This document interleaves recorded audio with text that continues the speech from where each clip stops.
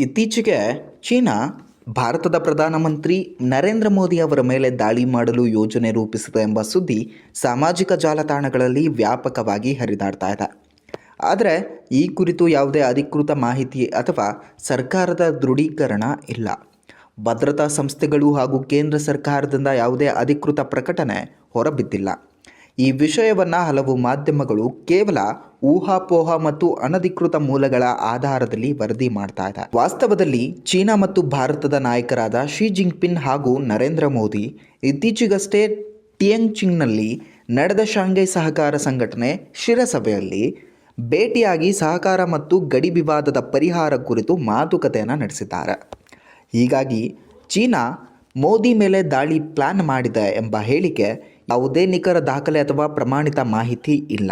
ಇಂತಹ ವರದಿಗಳು ಜನರಲ್ಲಿ ಆತಂಕ ಮತ್ತು ತಪ್ಪು ಧಾರಣೆ ಮೂಡಿಸಬಹುದು. ನಾಗರಿಕರು ಈ ರೀತಿಯಾದಂತಹ ಮಾಹಿತಿಗಳನ್ನು ನಂಬುವ ಮೊದಲು ಅಧಿಕೃತ ಸುದ್ದಿ ಮೂಲಗಳು ಅಥವಾ ಸರ್ಕಾರಿ ಪ್ರಕಟಣೆಗಳು ಪರಿಶೀಲಿಸುವುದು ಅತ್ಯಂತ ಅಗತ್ಯ.